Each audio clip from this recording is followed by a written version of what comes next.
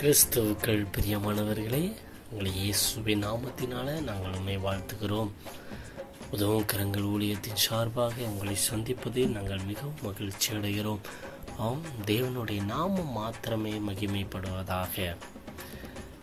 இன்றைய வார்த்தை, உங்களுடைய துக்கம் சந்தோஷமாக மாறும்.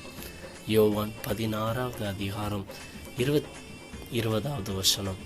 ஆம் தேவ பிள்ளைகளை, நம்ம ஏதாவது சோதனைகளில், ஏதாவது ஒரு காரணத்தில், எல்லாரும் நம்மளை கைவிட்டுட்டாங்களே, எல்லாரும் நம்மளை ஒதுக்கி விட்டாட்டுங்களே, எல்லாரும் நம்மளை தள்ளி விட்டார்களே என்று நினைக்கிறீங்களா?